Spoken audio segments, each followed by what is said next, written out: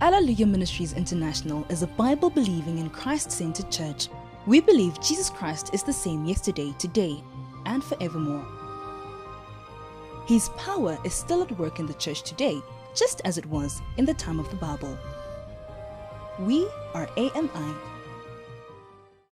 Can I have a walk? Please.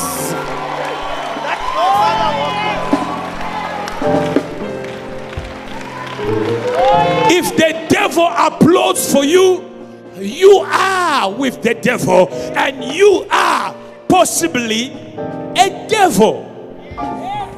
If the devil stands against you, if the devil arises against you, if you upset the devil every day of your life, if they all go crazy and ballistic against you, it might be that you are not with the devil. Right. Some of us are not with the devil. We whip the devil. Jesus. And he reacts. And when he reacts, he tries to paint us anyway. We still here, still preaching the good news of Jesus Christ, just like our forefathers. Whoever writes evil about me has missed me. I don't read. Thank you, Jesus.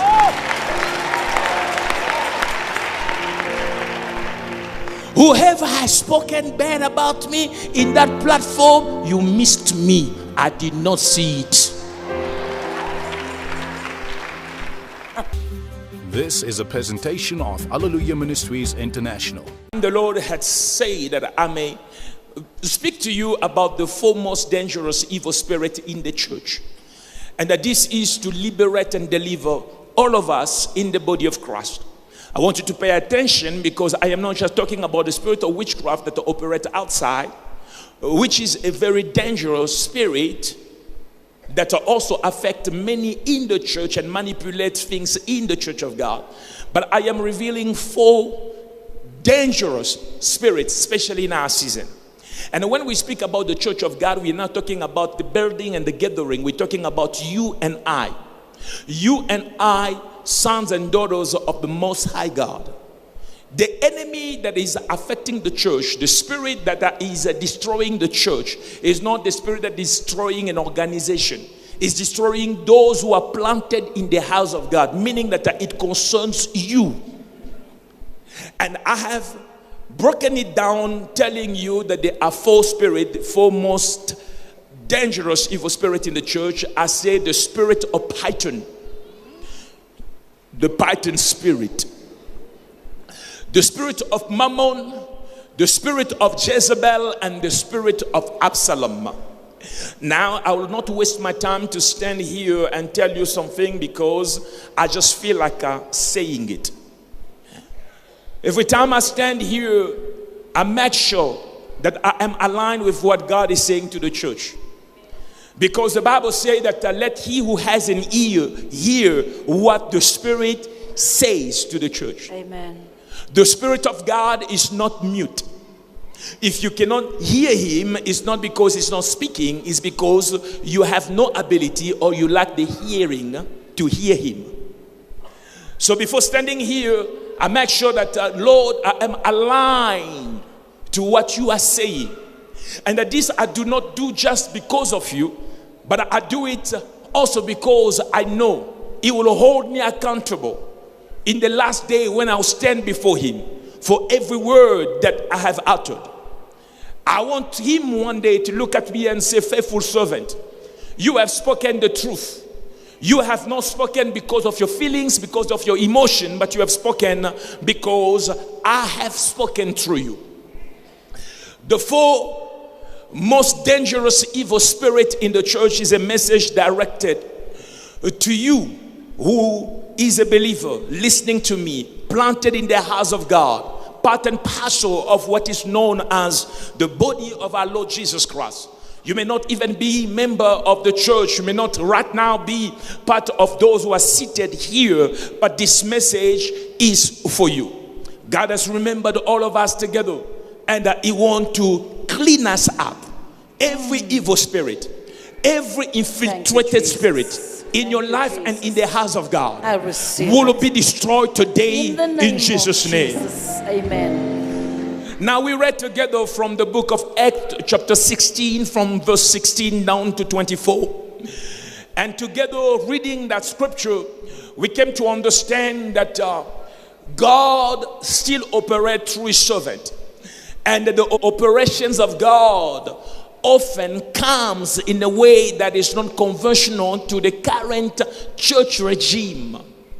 Two men, Paul and Silas, were ministering, and the Bible says a slave female, a slave girl, who had a spirit, according to some version of the Bible, a spirit of divination. They say she had a spirit of clairvoyance, through which his master or her master had pulled profit. Began to follow the men of God, saying after them, these men are men and servants of the living God, servants of the Most High God, who have come to proclaim to us the way of salvation. This she did for many years until Paul got annoyed. You see, sometimes your deliverance comes only when you are fed up. You are tired to be tired. That's right. You are sick to be sick. You say enough is enough. You look around you, you say, I cannot carry on like this. You check yourself in the mirror, you say, this cannot be the picture of me. I'm a child of God.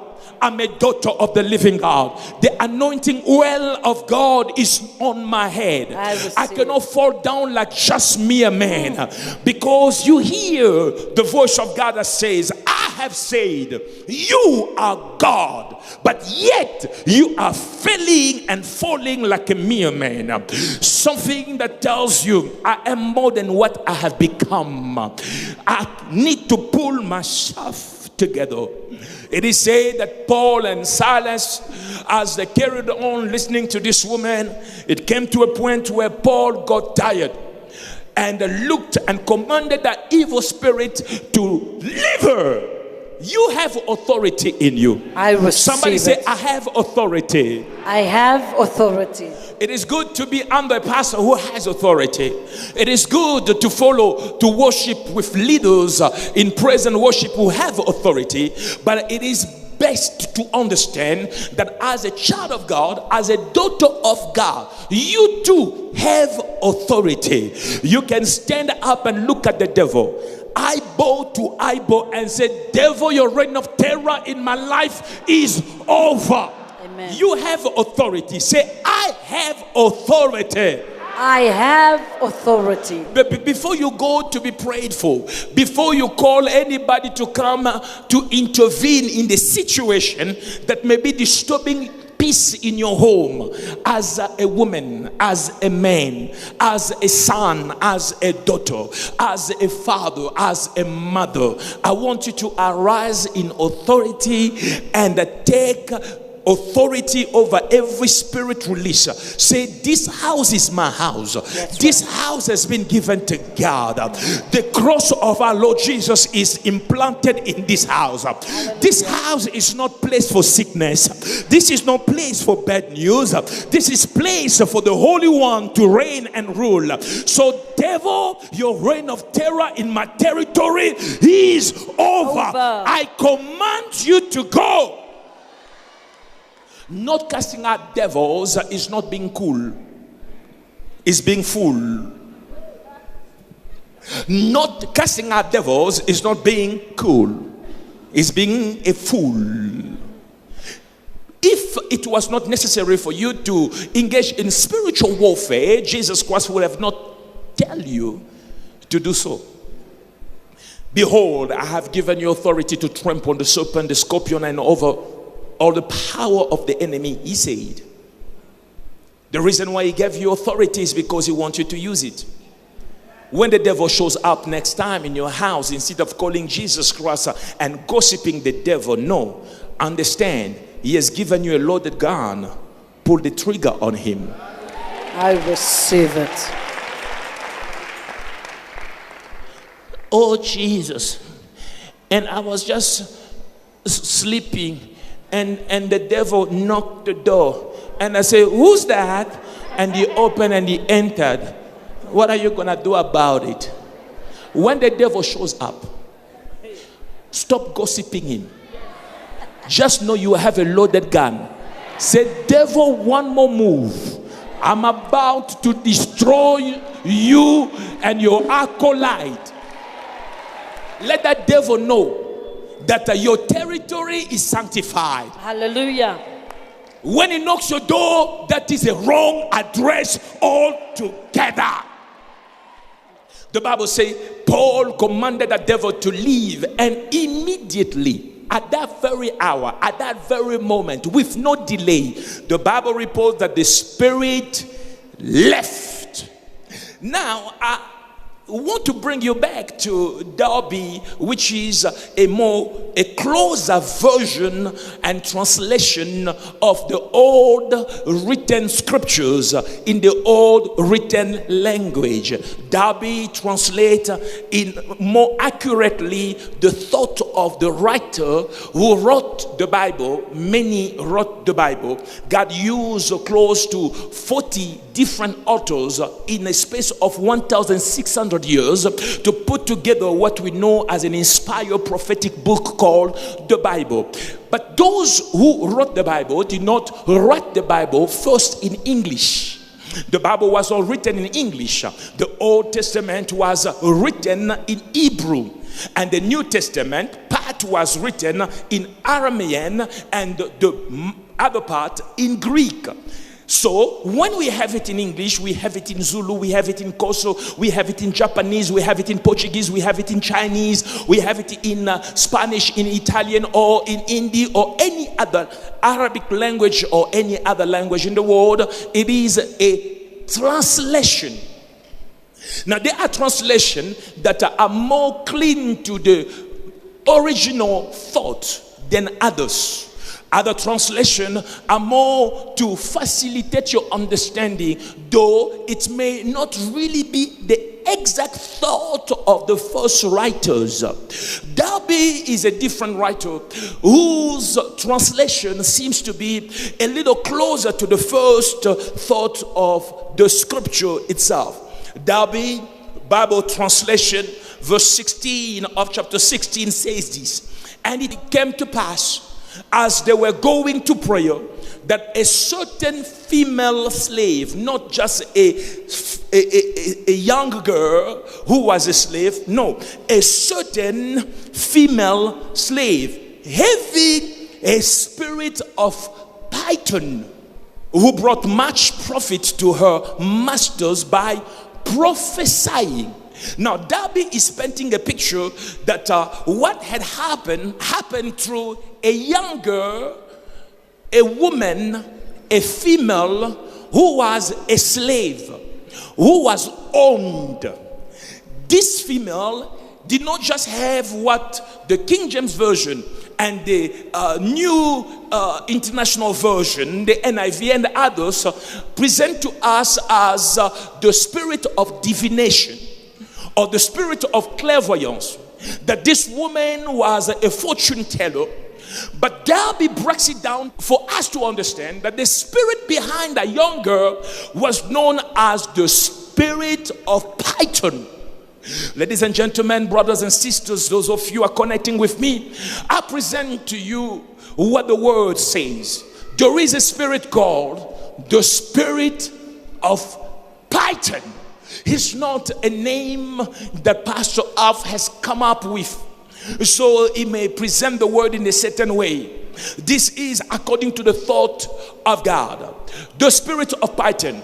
Now, as many neglect what the word says, either because of lack of understanding, because of ignorance, or simply because we are too bound to open ourselves to what God is saying to the church to warn us and prepare us for battle, it is important for you to understand that the so-called spirit of Python is one of the most dangerous spirits that you cannot afford to overlook, because this spirit is behind many things that are happening in the church today, and many things that have happened and still happening in your personal life today.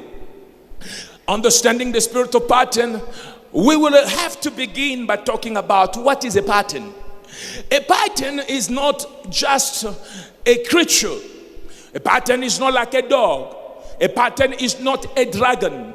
A python is surely not a chicken. It's a snake. Some of you love snakes. You see pets out of snakes. You love the crawling, the creeping. But let me tell you, in this context, the snake is not presented as your friend.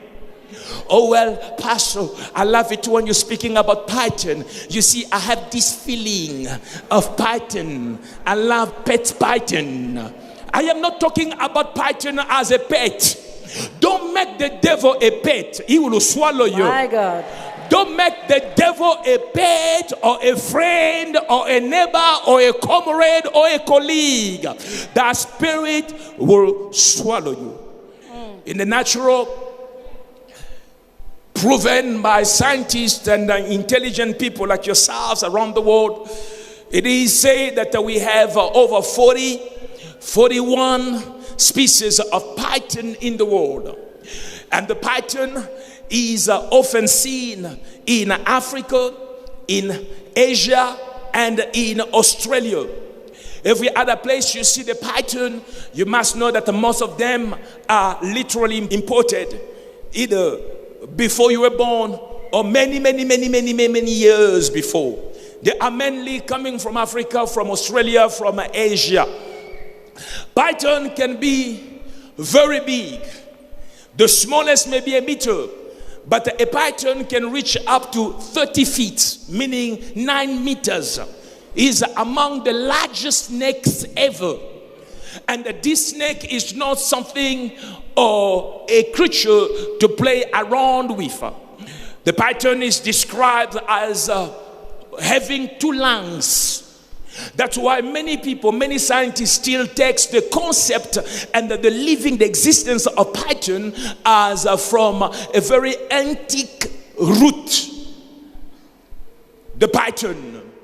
A python has a triangular shaped head and a sharp backward curved teeth. Its teeth are curved and backward so that when it grabs its prey, there is no way to let go. The python does not poison you. It's not a venomous or a poisonous snake.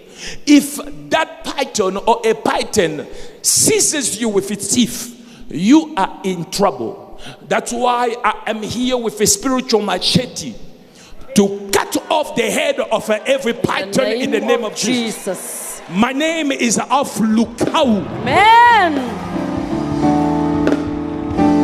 Thank you. I am anointed for difficult matters.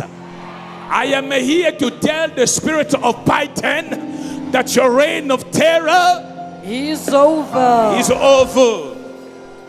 Be sure to tune in next time for the continuation of this preaching. And when lies or deception is presented to you, lies sound like true. Someone calls himself of God, tells you things that are not of God, but surround itself or himself with things of God, that you believe that this may have come from God. Jesus. Oh my God.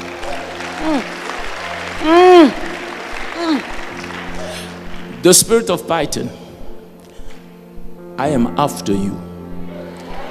I'll mess you up. In the name of Jesus. If you were blessed by this video, be sure to subscribe to our channel. You can catch Pastor Aflukau on AMI TV on the public bouquet or on our live stream on AMITV.com. You can follow Pastor Aflukau on all social media platforms at Aflukau.